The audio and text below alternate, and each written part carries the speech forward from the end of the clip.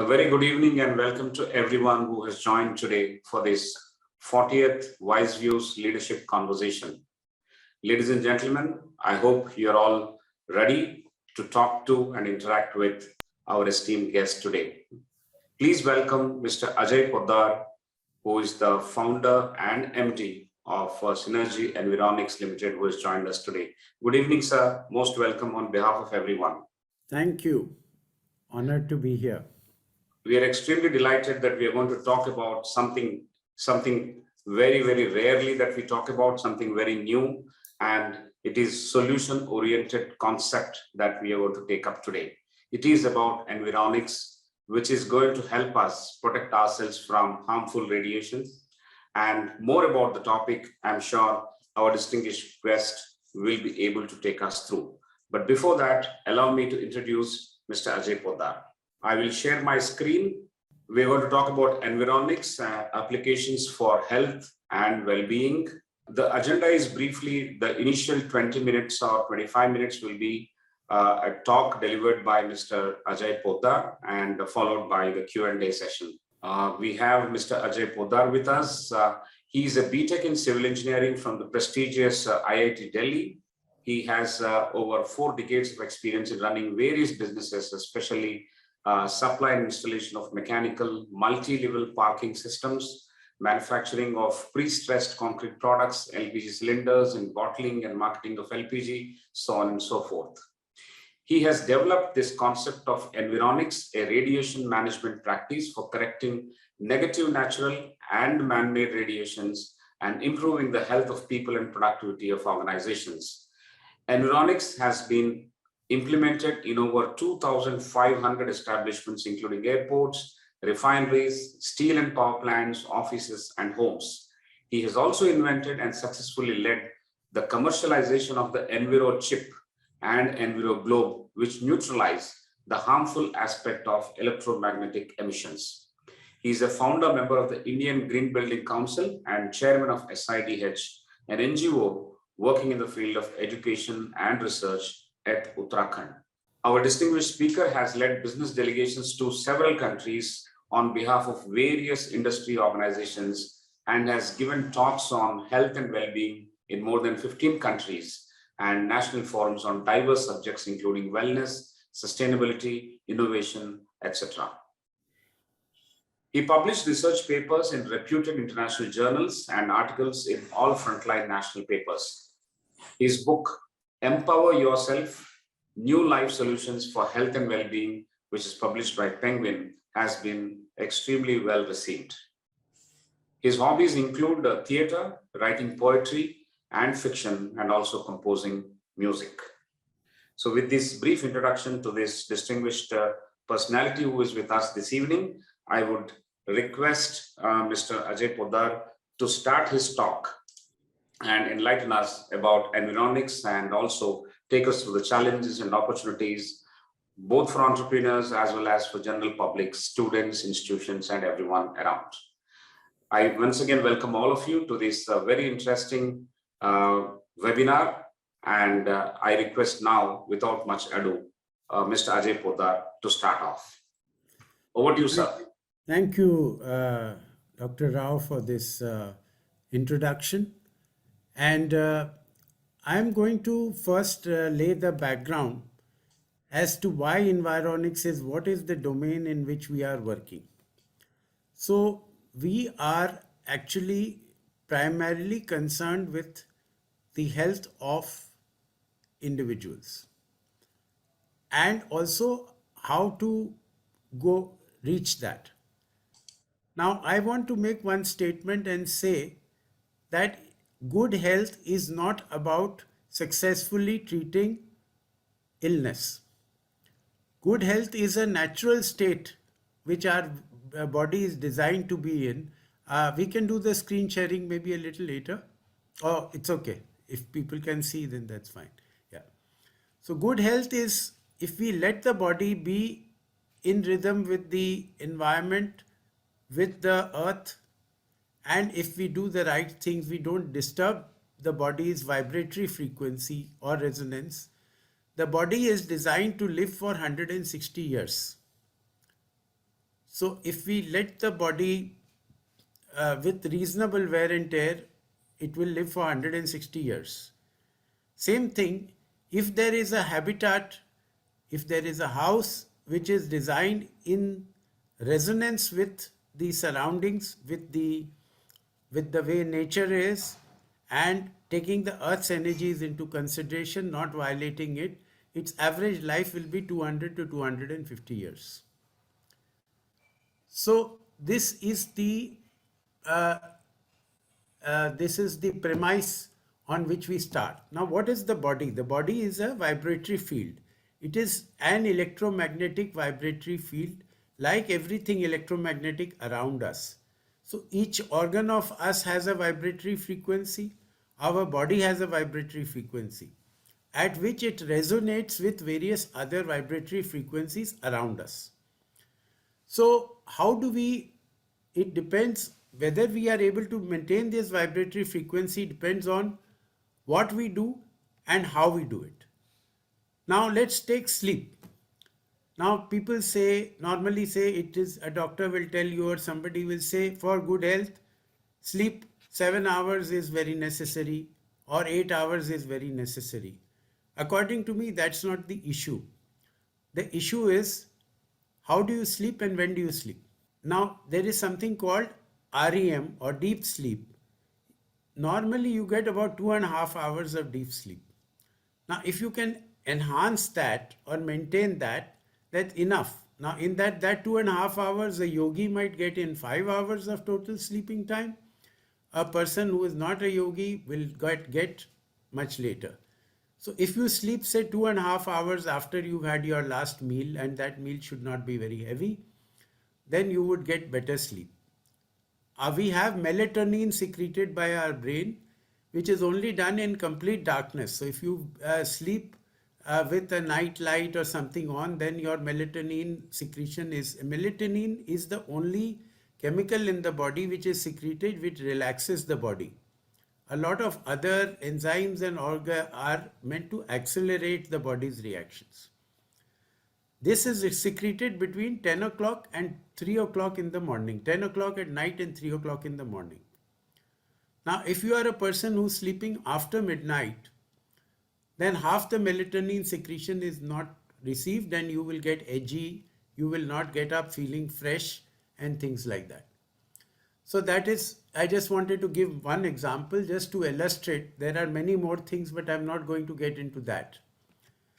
Then it's the use of gadgets. We are constantly surrounded by what is called electrosmog.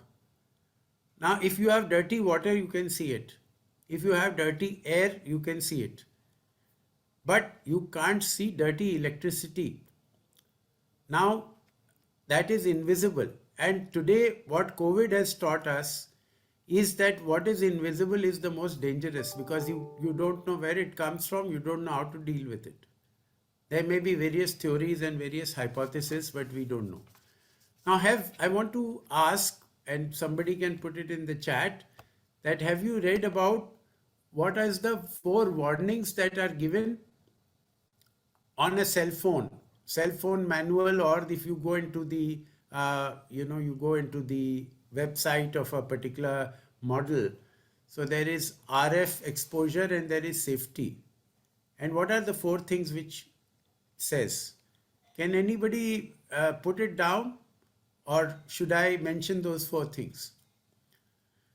So one is text more than you talk, which many of us know. Second is always use hands free, which means a speaker or a earphone. I must warn here that an ear pod is the worst thing that you can do, but because most of the time when we are not speaking on the phone also, we don't put the ear pod off or we don't take it away from our ears. So the transmission and reception continues. The third thing is maximum recommended time per hour 6 minutes. And the fourth is always keep the device 10 to 15 millimeters from your body at any given time. So it's interesting to know that the hand is also the body. So I don't find anybody in this, perhaps there would be a rare one person in this audience who follows all these four things. So if you follow all these four things, then you don't have to worry about it at all. You're doing well. The second is, you would have heard an aircraft warning signal. Warning, there are normally warnings on the aircraft saying, uh, when it's going to take off, kindly switch off your cell phones. And they give a reason also. They say, as it's likely to interfere with the communication system of the aircraft. Now, why should one mobile phone interfere with the communication system of the aircraft? 3 days back, many of you would have read this news that so many flights had to be cancelled because of 5G frequencies disturbing the frequency of this thing. The thing is, an aircraft communication system is about 200 times stronger than our body cellular communication system. So it follows to reason that if your communication system aircraft is disturbed, then our body communication system is also disturbed because of prolonged use. Now, why is it disturbed? Is because the body waves are random. Like if you see an EEG or an ECG, they are not sine waves, they are not systemic waves. Whereas any man-made radiation is systemic.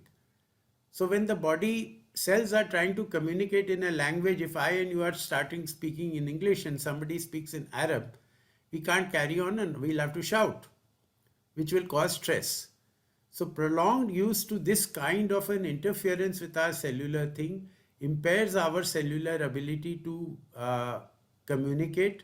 So on YouTube, there is a hand test by Rajiv Makhni on NDTV where, a person just you do the hand like this, somebody pushes, it doesn't go down, you hold a cell phone, it goes down with 2 fingers. So it shows to what extent our body, it's not that you lose the strength, but your communication is disturbed.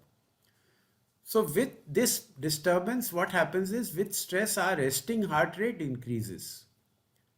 And if our resting heart rate increases for a prolonged period of time, it's like you're on a treadmill all the time. So gradually you lose immunity, and when you lose immunity, you get disease. The second thing that happens is when we sleep. In our bedroom, we have a Wi-Fi TV, we have a Wi-Fi AC, we have all kinds of electrical switches behind our bedside because we want to charge our phones. We have maybe a router somewhere in the nearby room or in the same room. We may have a mobile tower somewhere nearby. So all these are also creating disturbance because our brain is also working when we are sleeping. So it disturbs our sleep, and if you ask any doctor which is the biggest disease in the world, they will say it's sleep disorder because 50% of the people in this world can't sleep well. And this is one of the major contributory reasons. The third reason, so these are two things I've talked about. The third is the earth. How are we resonating? How are we connected to the earth? Why is the earth important for our health? You may ask. Because we are bound by the gravitational force.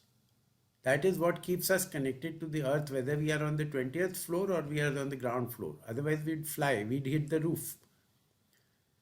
So that is so much stronger. So the earth's frequency, our body mimics the earth's frequencies. So wherever the earth's frequency is disturbed, our body is disturbed.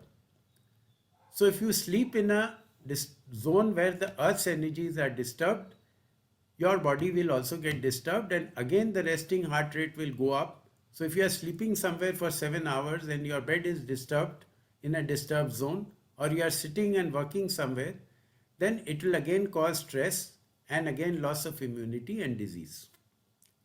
So one of the earliest scientists called Dr. Hartman, he looked at 500 cases of cancer, and he went to those people, their workplaces and their places of stay, and he found that 499 of them were on what is called a geopathic stress zone, which I'll explain later.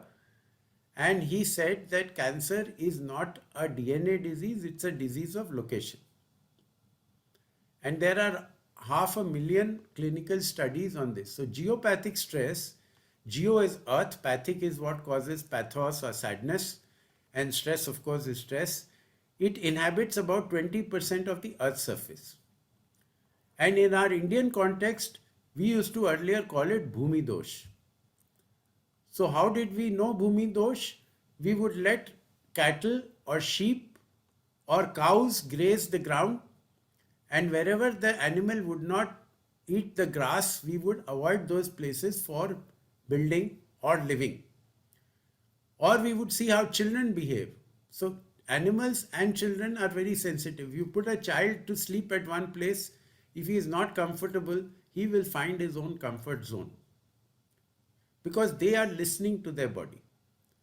So if we listen to our body, we will be all right. So geopathic stresses are caused by concentrated mineral deposits and also underground cavities, so underground water streams and things like that.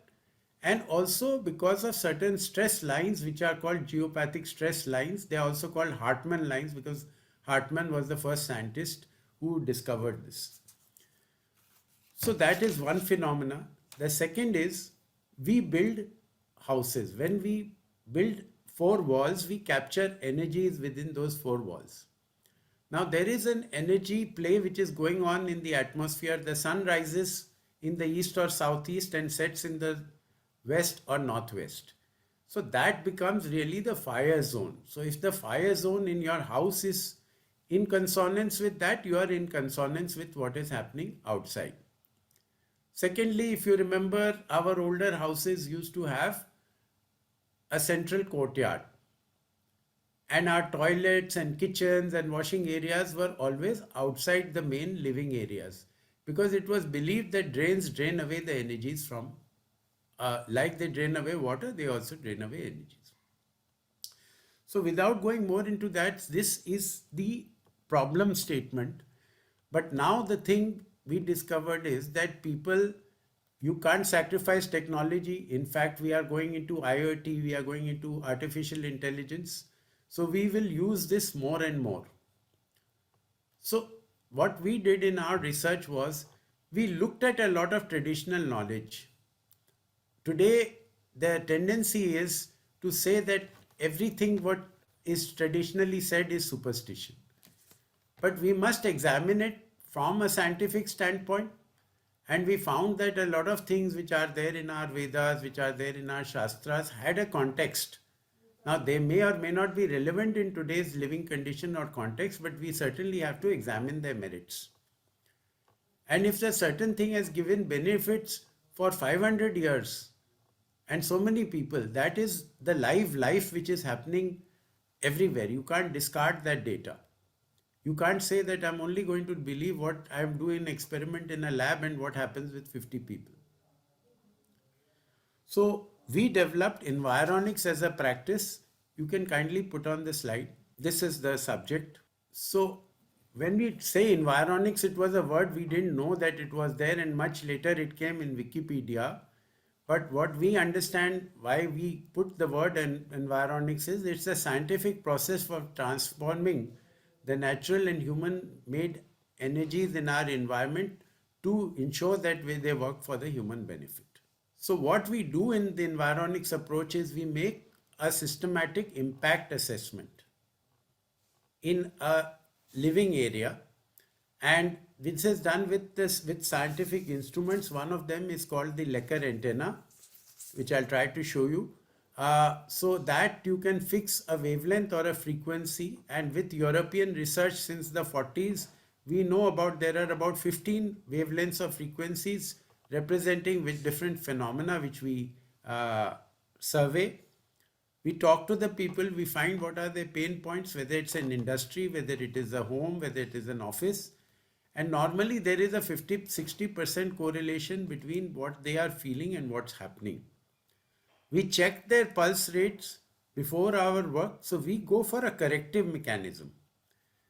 So first I will, before going into this more, what we do is we look at we invented some products for the man-made. So one is the Enviro Chip, which Dr. Rao spoke about. So Enviro chip is just stuck to the back of the phone like this. I don't know if you guys can see it clearly. And this is another example. This is what what the newest Enviro chip looks like. It has the design of the 5 elements. So what it does is changes the waveform from systemic to random, which is resonant with our human body. And this has been tested by more than by MIT, by AIMS, by Max Healthcare, by Medanta, various clinical trials on hundreds and thousands of people. Plus, we have, when we have practically implemented our work, we have something like 12,000 data points. And so this has now been used by about 5 million users. And without sacrificing, the main thing is it doesn't stop the radiation, it doesn't reduce the emissions, it changes its nature. So without sacrificing the signal strength and the quality, we are able to take care of some of the harmful effects, not the heat effect. So we would still say don't use it on your ear, use earphones, but at least the problem that the interference has.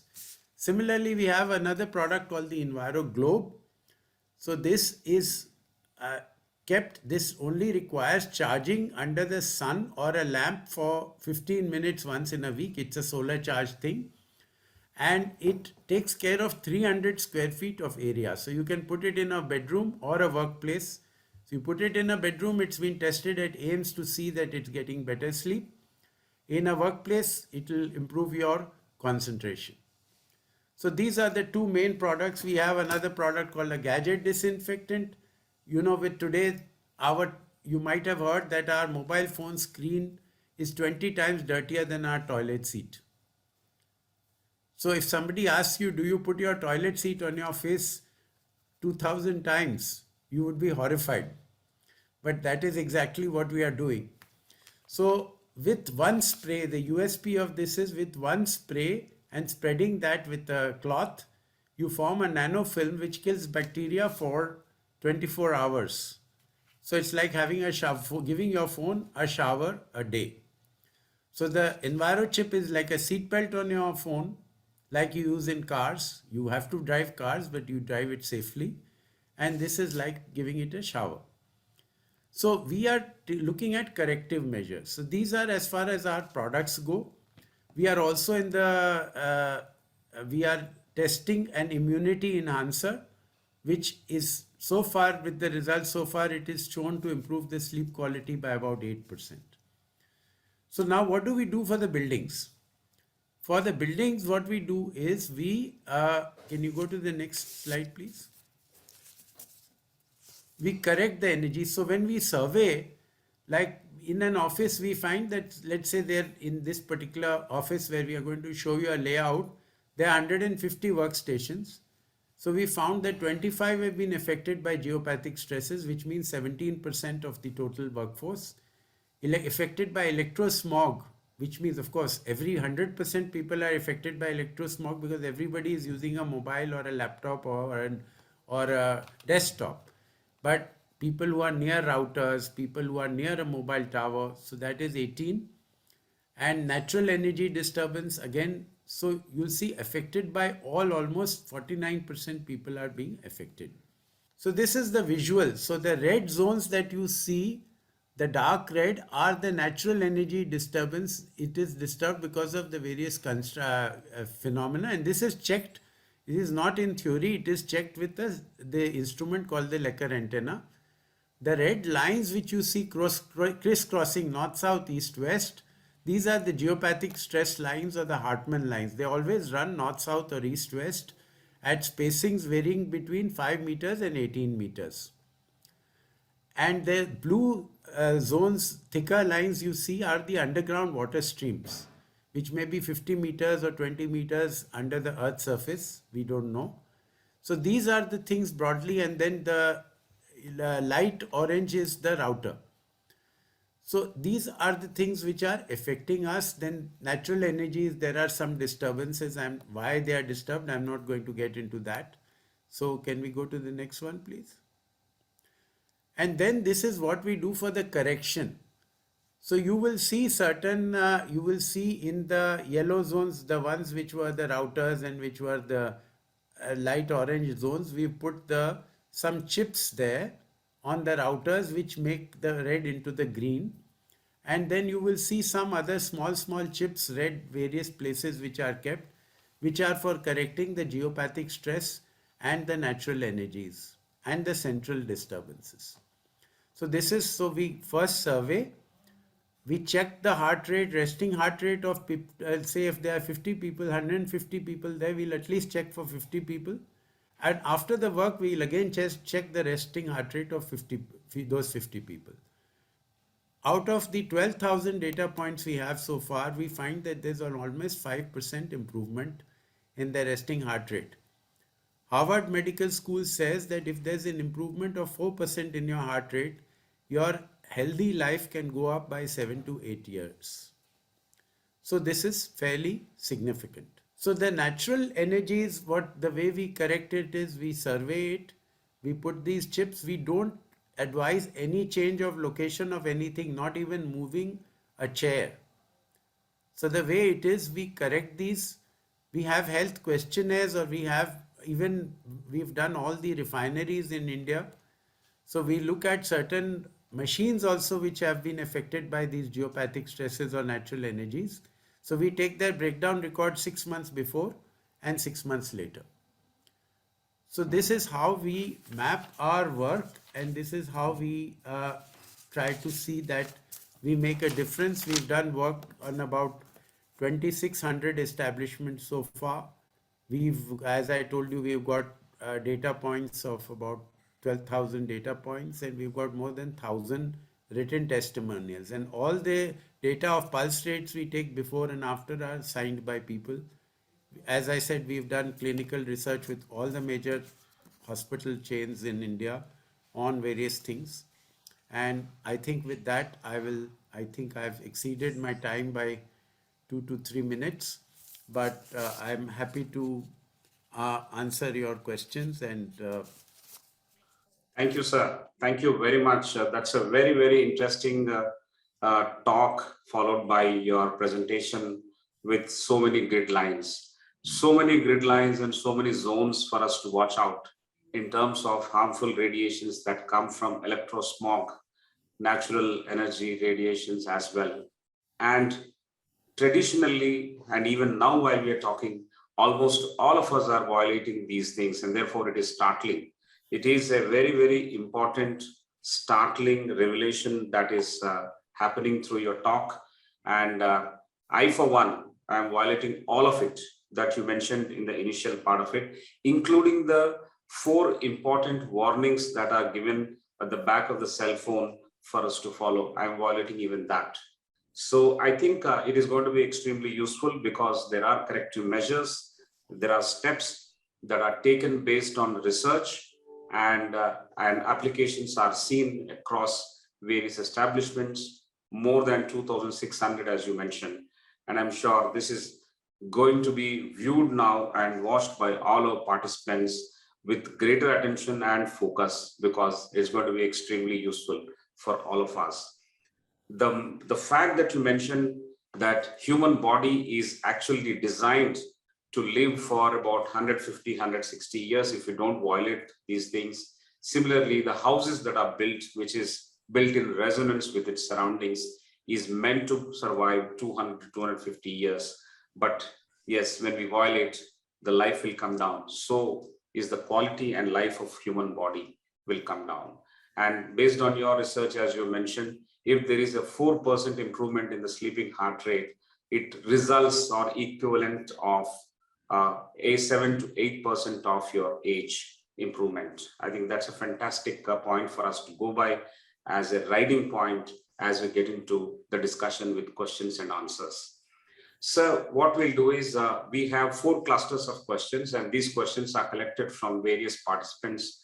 At the time of registration, they keyed in their questions. So we segregated those questions and put in a particular order, which forms into 4 clusters, and 4 clusters take us through a particular structure of a discussion. And all the questions that you have already answered, will be omitted, and those questions which are seeking for fresh answers or explanation will be posed. And I'm sure we are going to have a great conversation starting from now. So allow me to welcome Professor R. Prasad. Professor R. Prasad is my esteemed colleague. He is an alumnus of IIT Bombay and IIM Calcutta. He has 3 decades of experience in corporate world as well as academics. He was also an entrepreneur himself, and he currently is the chief mentor for the online MBA program that we have launched. He is the architect of the program, and he is also the professor and mentor for the program which is currently run. So I request Professor Prasad to start the first cluster for moderating with the question and answer session. Professor Prasad. Thank you, Professor Rao. I think this being an online MBA program, the impact of what is being discussed is even more. Let me begin.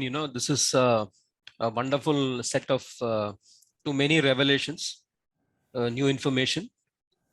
I think, the fact that what is not seen is more dangerous than what is seen also gives us a lot of opportunity to remedy them. So waveforms, that everything that is around us ultimately also have waves around it, electromagnetic fields around it, that there is a resonance, and that there is also dissonance. I think these points are coming out pretty clearly. I'm reminded of my communications class in the technology BTech, and a lot of how you combine waves and then you get 2 new waves. I think all that is getting used very productively in what is being discussed. Sir, we have a lot of questions. So the first question is about you and the enterprise. I mean, the cluster is about that. So the question is that you've started with civil engineering, and then we are now discussing Environics. So can you take us through the journey, the outlook that you had, how you found opportunities in solving problems, and how did you reach the solutions, or how did you reach the opportunity which is related to Environics? This is the first question, sir. So I'm glad that because I was thinking of covering it in my talk, but because of the time that was there, so I'm glad this question was asked. So I used to, one of my enterprises was, as you've seen in the biodata, is to make LPG cylinders. And it became a BIFR unit, it became sick. And I was told by some people that it is all wrong as per Vastu. Now, Vastu Shastra is the very ancient science of architecture. But at that point of time, I said, as an engineer, I am not ready to buy this, that if you make the southwest higher and the northeast lower and you dig a pit there and you do this and that. So, but I did go to the Sthapatis, a person called Ganpati Sthapati in Tamil Nadu and somebody called Krishna Bhatt in Karnataka. And I sat with them with interpreters for 10 days. And I said, as an engineer, I'm not ready to buy the house of the rective, but the whys. So I must say that they were ready, we were able to explain to me very well the whys of the science. And with that, I understood that the way Vastu is understood today is a fear and fortune thing. It was not what it was meant to be. So it was a whole lifestyle. An architect became an architect after studying the 64 arts and sciences, which were called the 64 Kala in our Shastras. He became an architect when he was 50 years old. He hardly designed 10 houses or 10 structures in their lifetime because there were so many things they studied. So anyway, to cut it short, I found that everything as per the classical concepts of Vastu was wrong in my plant, and I can't demolish my plant. So we found out that what is the nature of the disturbance? How does it disturb? Why does it disturb? And the instrumentation helped with that. So instead of saying that there is a spirit here or there is X, and everything was boiled down to frequencies and wavelengths. And then we found natural materials. In our ancient thing, you say that wherever there is a poisonous plant, there is an aushadhi there also which is growing nearby. So solutions are also found in nature, in natural materials, and we use the resonance of these natural materials with some coding and some programs to see that in a very simple. Of course, it was a journey. So we used some. We made I made myself the first guinea pig. Then I helped some relatives, some friends. Then we trained some people. So it's been a long journey, which started in '89, and we commercialized the practice only in 2007. Before that, we were funding research in universities and talking to people abroad and just having fun. Excellent, sir. I think you spent a lot of time organizing what is contested as science into based on the protocols which are available today, which is accepted today, and then trying to get solutions from there, and therefore building the science into what seemed like not science. I think that's a wonderful journey, sir. So the next question is a bit specific about the science and innovation behind Environics. I mean, you have a chip. So what is the science behind the chip? What sort of materials are used? How does it come together in order to emit those kind of frequencies that you're looking for? So what the Enviro chip is? Enviro chip is made of inert passive materials. They actively don't emanate. They are not powered by anything. We call it a chip because it's an accepted jargon. So what we do is that when you fix it on the phone at a particular location which is specified, when the phone is off, this chip is doing nothing. When the phone is on, then the power of the phone, which is emanating these systemic waves in megahertz, and now with 5G you will have it in gigahertz, they activate the terahertz waveforms of the Enviro chip, which was so far passive. And this terahertz waveforms become the carrier waves. You would have seen in a sea, a wave is carrying a twig for hundreds of miles. Without destroying the twig will, from wherever it fell from the tree, in the same form it is translated to the shore.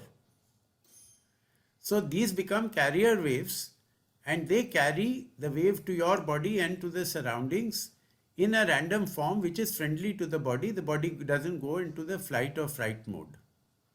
So there are combinations of various inert materials, and they are programmed with certain things like a coding, like I told you. But this is broadly the technology. I think that gives us a pretty good understanding from a very scientific framework, where you've got the carrier wave, which is carrying also the frequencies of that which is emitted by the mobile phone or anything else which is of dangerous radiation, and then combining together to produce an effect which is desirable. Thank you, sir. It sounds far more simpler now as to how this end is achieved. So the third question is, in your vision, how do you see environics being applied in healthcare for the poor and the middle class in India in terms of penetration, adoption? So we were very clear right in the beginning. I mean, there are obviously another 8-10 people who approach this in different ways in US here and there. Their websites are also very good. They have also done some testing. But their model is that if they sell 2,000 of such devices in a year, they are okay, because the same thing that we sell for, let's say, $10, they sell it at $150. And it probably costs them the same. So what we sell out of making, selling maybe 1 lakh chips, they would make out of selling 1,000 chips. So our first thing was that we have 2-3 very simple business principles. Anything that we make should not cost more than 20% of what it sells at. So there is enough money for the trade, and it must be very affordable to the customer. So an Enviro chip today costs 800 rupees, and also there are discounts and things like that. So for a person who's buying a 10,000 or a 20,000 rupee phone also, 800 rupees for a promise of health protection, we have not found a price resistance. In fact, 5 years back when we introduced it, we did a survey on 325 customers. And that time when we had priced it at 500 rupees, the average price which the customer was ready to pay that time was 725. So I think we are targeting, and we also have a CSR program. We are one of the companies, we are a 20 crore company, but we have the sustainability and BRSR. We follow all that, which is only mandatory for a 1,000 crore company. Because we say if we are working for sustainability, we must walk the talk. Similarly, we join companies, big companies, as a joint CSR partner. And we are giving talks to people on how to use technology responsibly and safely. And as a result, if some people want to buy, whether it's a worker or thing, we also have programs where we sell it at cost. So we may say give it to them at even 100 rupees. So our mission and vision statement is that we want to touch the lives of 100 million people in the next 2 years. And each of the people listening on to this, and all of you, we want you to be brand ambassadors to see that this is possible. So it is affordable according to me. And of course, we are doing more research and more this thing, and we are taking on a slew of other products. So we like to think of ourselves as a health tech company. So like I told you, we are doing an immunity enhancer.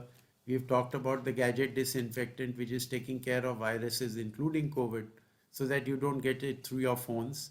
And many other products are being researched right now. And that's the journey we want to take, to make health affordable for all in very simple, non-intrusive ways. Wonderful, sir. I think, your entire approach to healthcare and the use of communication as in waveforms and frequencies in order to aid that is truly innovative. And I think the purpose of the business and what you have narrated as part of your vision and mission is entirely in sound resonance with the principles of business strategy, which is sustainable. And I think in terms of what you have said about BRSR also, you are ahead of times in terms of how you're implementing it. And this is very, very encouraging for us, particularly for those who are in the field of management and management education, that such forward-thinking principles are getting brought in. So the next question is, this is very interesting space, Environics. Now, if there are potential entrepreneurs who are there in the audience or who'd like to look at this when they see the recording, what are the kind of other opportunities which exist in the Environics space which you would advise potential entrepreneurs to do research on and then take up? So I'm glad that you asked this, because I wanted to speak about this and I missed it in my thing. But we've just touched the tip of the iceberg, and we've taken one route, and we've taken one kind of a problem, which is electrosmog. Within this itself, we were estimating that today we are a 20 crore company. If we are able to reach 0.5% customers, because everybody is a customer. Everybody lives in a house, everybody works somewhere, everybody uses not one gadget but multiple gadgets. The projection is that by 2030, each person will be surrounded by 15 gadgets at any given time. So that with that kind of an opportunity, we are already looking at 5 years on our business being a 3,000 crore business at least, even if we take 0.5% of certain parts of the world. So there is an opportunity of people partnering us as independent, because we are looking at ourselves not necessarily like a prime seller, but like a technology company, like an Intel for healthcare. So we will empower people, we will train them, we will happy to have franchisees, we are happy to have independent entrepreneurs, we are happy to fund research into certain areas of healthcare if people. So from R&D, we have a very strong R&D inclination. So we are ready to fund R&D. We are ready to fund entrepreneurs in things which we feel can have a resonance with what we are doing, which is pretty wide. And like say, suppose somebody is putting an app, all these benefits that we talk about, and somebody says we can make a cheap app which along with your products you can give and people can measure their health parameters themselves. That's an opportunity. So we have, and we can train people for rendering the service. Like in Dubai recently, we've kind of had an inverted model where we give the service. So we said initially for 6 months, 1 year, you employ people, we'll work with your people. We will correct about 10, 20 establishments. Your people will learn on the job. So right now it will be a 75-25 revenue model where we get 75. But in 1 year, when your people are trained, we'll flip it. So we'll just be a QC, and after 10 establishments, our person will see that the quality assurance is there. So there are many, many opportunities, and anybody who's looking at a business opportunity, we can't do this alone. So we need as many young and bright people who can outthink us, outperform us, aid us to be. So it's I mean, we can welcome thousands of people, and we are a fairly cash rich company right now, so there's no problem of funding or anything like that. Fantastic, sir. I think this sounds like a blue ocean. And you have just narrated one segment of it, where you have done quite a bit of work, which is related to electrosmog. So I'm wondering, no, what else can be there if a lot of people, right thinking people with the capabilities can apply their mind to this. So the last question in this cluster is, do you see any potential long-term risks in the environics space? And what can be done to mitigate them? So the risks are already there. The telecom companies are in denial.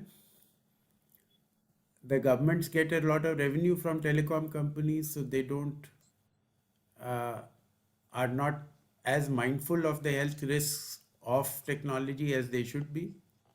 So, but we are not saying that don't use technology. We are only saying use it safely. When somebody else is not listening, if the telecom companies themselves did something about it, we didn't need to do anything. So we are looking at it more as a societal prism. So risks will always be there. There will be competition. So we have to completely keep doing R&D to make our products cheaper, to disrupt our own technology. So the risk is somebody else is disrupting. So maybe we'll disrupt it ourselves. Wonderful, sir. I think the more we talk about it, the more opportunities are getting seen, and the whole thing is becoming far bigger. And it's also a question of then, how do we act and then aggregate and build on the opportunity and convert them into real value in terms of the benefit of health that people see year by year. Thank you, sir. We come to the end of this cluster. I hand it back to Professor Sudhakar Rao. Great, sir. It's very, very interesting. And yes, it is unfolding many things in front of us in terms of not only opportunities, but also in terms of the way we are completely unmindful of the dangers and the risks that we are getting into in our daily life with our practices, with our lifestyle, with our pace and urge for comfort and convenience. Everything put together, I think we are just walking into danger zones which are just lurking around the corner for us. I will, in the context of what we are discussing, I will pose the next question, sir. What will be the adverse effects on students? Because these days, especially majority of the students are learning online. So online classes, they are attending through smartphones. So what will be the adverse effects on the students? Yeah, they are more at risk because their screen time has increased, and they with the work from home, things like that. So that's all the more reason why they have to be a little safe. So they must use radiation or emissions are a game of distance. So you have to maintain adequate distance to safeguard yourself.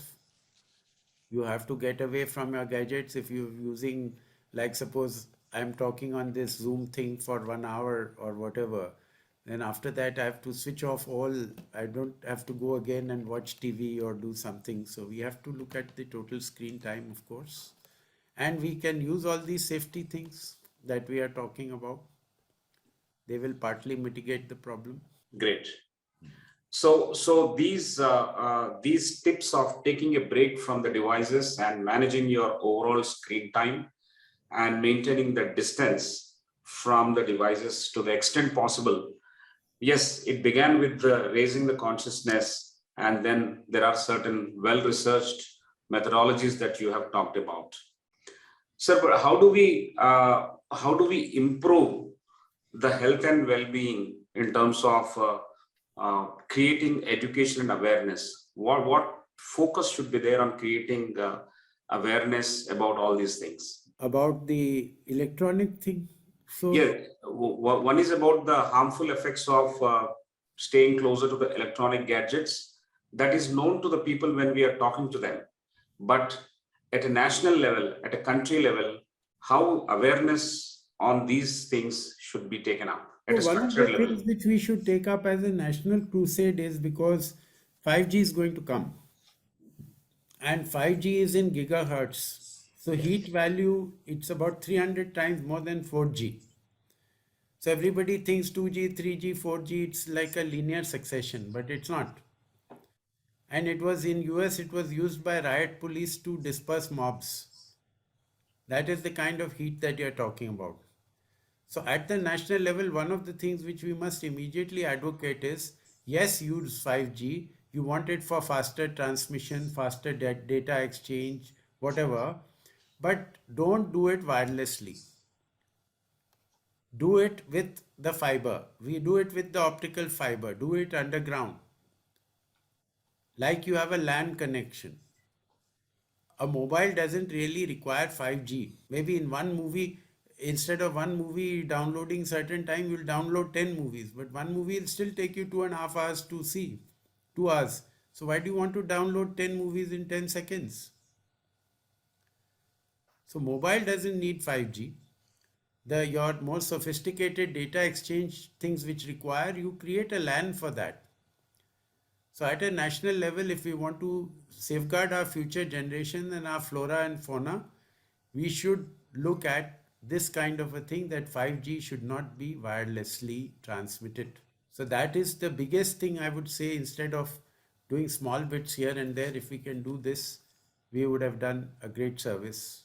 Great. Have 5G, but have the data transmission happening not wirelessly, but through a LAN. Yes. That's a very important point and takeaway for us. And mobiles do not require 5G. And yes, it looks so simple and practical to understand that. But there is a craze for having 5G application for everything and every device. So that is where we fall into the trap. So associated question one of the members has asked is, how is e-pollution different from electrosmog? It's the same thing really. Okay. Two different terms, but Okay. What is the role to be played by consumers? The role played by the consumers to address, minimize this e-pollution of mobiles and especially electronic gadgets? so the thing is that you use as little gadgets as possible, and you use it only when absolutely necessary. So be more with nature, be more with, it's about work life balance, it's about what you do for entertainment, whether you play sports or whether you're going to binge watch serials or so many things. So basically it's about the choices that we make, and we should make sensible choices so that our hearing is not impaired, our eyesight is not going bad. I find today in the hospital, when we research with the hospitals, that people who are working in these IT centers and things like that, because their job is 8 hours just to put on the thing, that the maximum people between the age of 30 or 40 are hearing impaired. And a lot of people can't, their reproductive systems are being this, because the heat is generated, it is spoiling your, people are keeping their phones in their pocket. So that is making, either it can affect your reproductive systems, or it can give you, if you're older, things like prostate and things like that. This is much more startling what you have just revealed. continuous exposure to these harmful radiations is resulting in damaging or disturbing the reproductive health system. I mean, that's a major revelation. It's And very dangerous for pregnant women, for yeah, children also, because their blood-brain barrier is much thinner. All this has been researched, it's all known. right, right, right. Good. I'm sure all the participants are making a note of these important points that are coming out of the conversation. It is extremely important. So there is one more question, which uh, is geopathic radiation, for which scientific name of Vastu dosh? I mean, is Vastu dosh geopathic radiation related? In the modern lexicon, geopathic radiation is not spoken about as far as Vastu dosh is concerned. But Vastu word is, the meaning of Vastu, if you translate in English, is energy.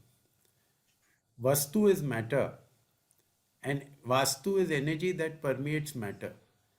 So actually, in the ancient understanding, Vastu was not only to a building science. It was an environmental science, how the sun moves, how the moon moves, how the tides do, what are the ground energies. So today, what is the understanding, what we classify as Vastu, is only 10% of what we do. 90% is to do with ground energies and various other things. So we have boiled it down to frequencies and wavelengths.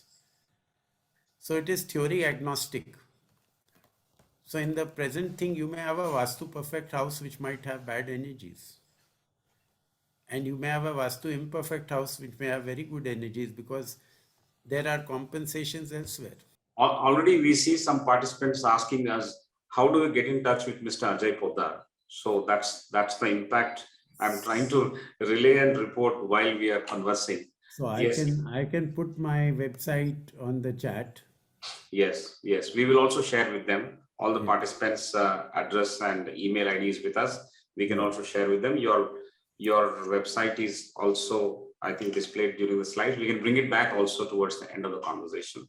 So one more question is how the concept of Environics can play a significant role in Industry 4.0 from industrial perspective. So we do a lot of work in industry. Like I said, we've done all the refineries, we've done 20 steel plants, we've done 3 airports, Hyderabad, Bombay, and part of Delhi airport. So the point is that industry, it is very important that if we take this in the planning stage, so it can be done in the planning stage or at the corrections or one, because sometimes with the modern requirements you can't compromise. If there's an underground water stream going, you can't say that I will not have a modular layout. So they can be rectified at the plinth level. At the ground energies can all be rectified at the plinth level and later, which we do for a lot of industries.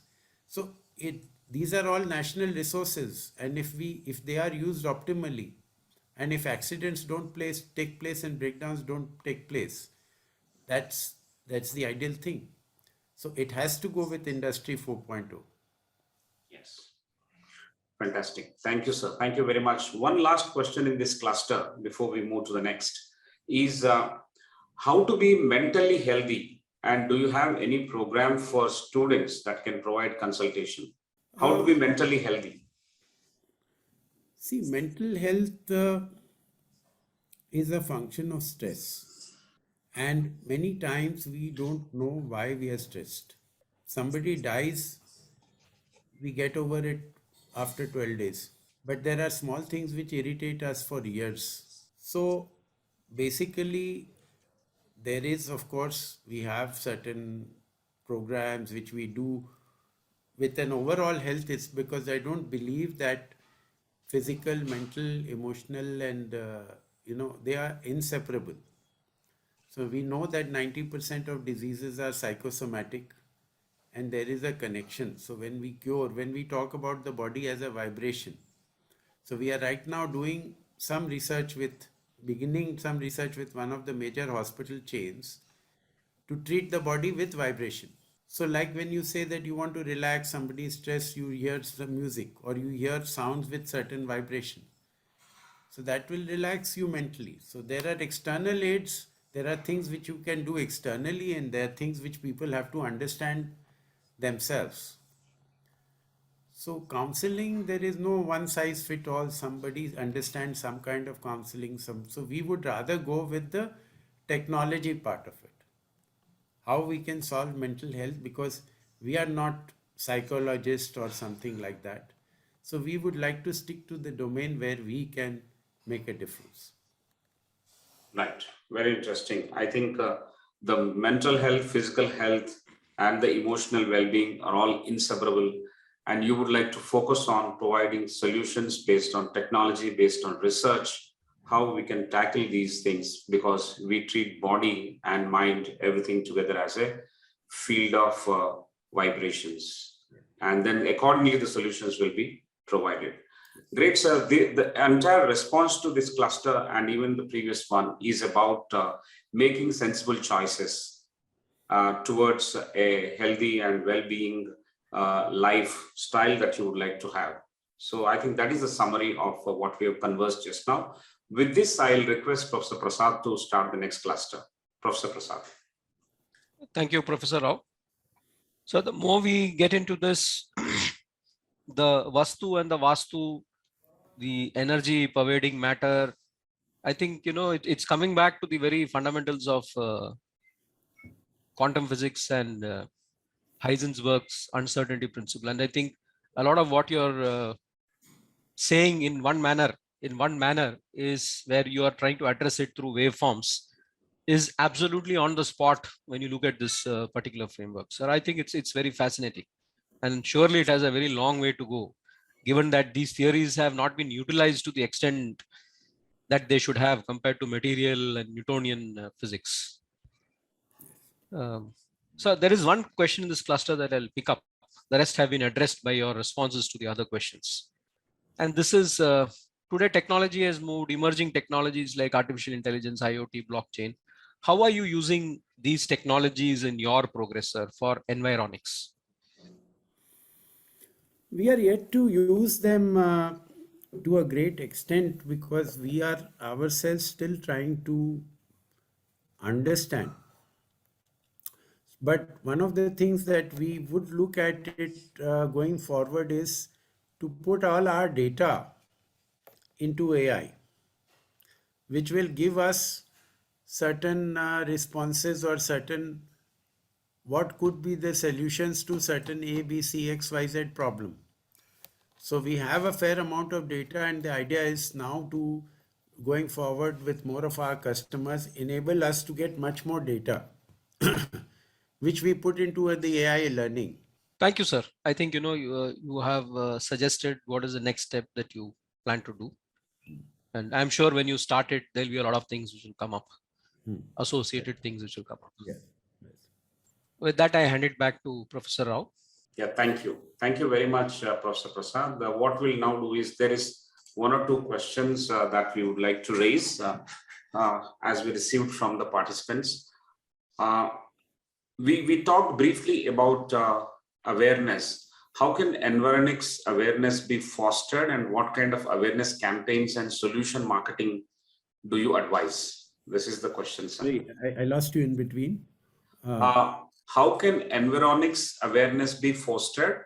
What kind of awareness campaigns and solution marketing do you advise?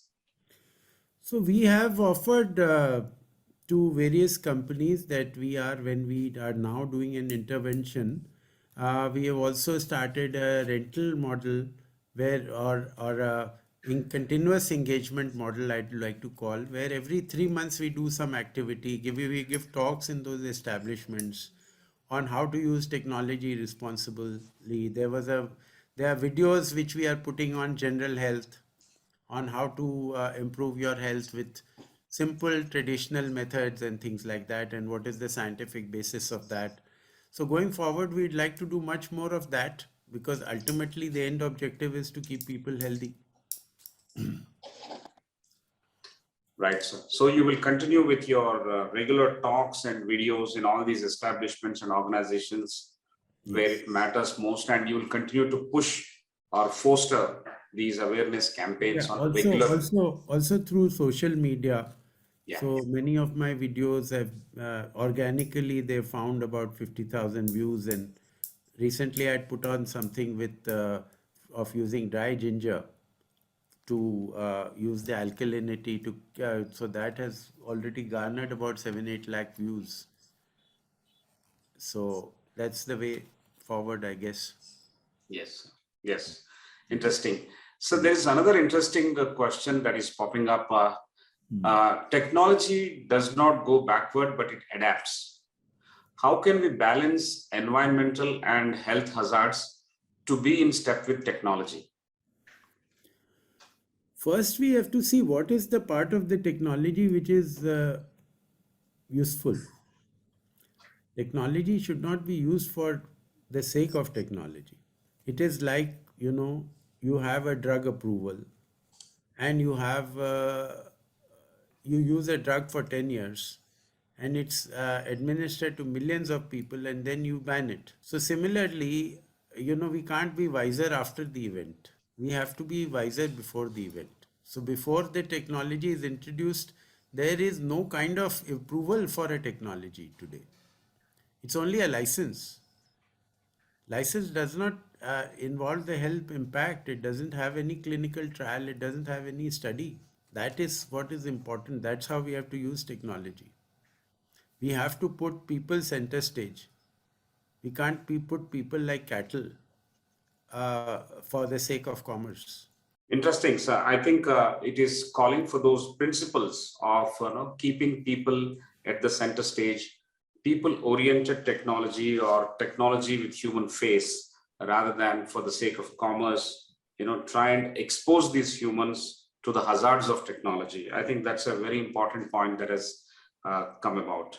Uh, so interestingly, our audience has been asking questions which are not directly related to the e-smog or directly related to the radiations, but they're also asking about how do we go for truly greening education. I mean, the concept of green education or greening the education process itself is one question that has been asked by our participants. Any pointers on that, sir? See, I don't know what this green is become a very popular word. So it means different things to different people.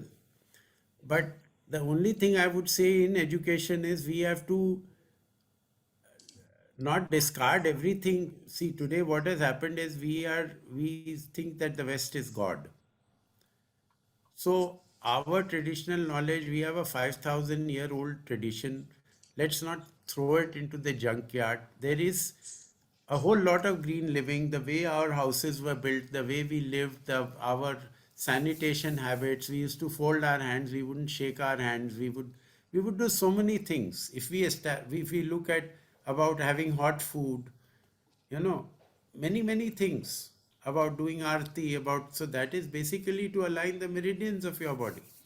So if we must examine, and we must examine the merits of that traditional technology and understand why. So that education has to first begin by the educators understanding what were our practices, what was our learning, what is the relevance of that. So in the true form, I would say that there was a lot of green practices and green education, or whatever you call it, which was already there. Let's try to first rediscover it. Then we'll go and look at some of the new things. Fantastic. I think on this note, we come to the end of a very interesting session on what is going to be useful to all of us every moment, every single day on this topic of environics, its applications for health and well-being. Very well said, sir. I think we don't have to junk that more than 5,000-year-old traditions that we have. We need to reinvent, rediscover, and see what is useful for us, and then get into new stuff before you junk what is already with you. I think that's a very nice takeaway and suggestion from your side. Apart from the opening talk that you have delivered, where you have very nicely covered about the business principles that you maintain, is that the cost cannot be more than 20% of what it sells. So I think everything in terms of purpose is set there with that principle when you do business. And I'm sure your compliance with BRSR reporting itself is a higher standard of compliance for oneself in the organization, and everything else flows from these principles. You have also helped us understand the sleeping patterns in terms of how to keep oneself healthy and how to be more conscious about these radiations, these electrosmog and natural negative energy that we get from Earth. All these things put together is actually creating, and based on your research, not just based on the gut feel, but it is based on research. Research will come into our conversation and our discussion when we have to take the conventional wisdom head on, and that's what has happened.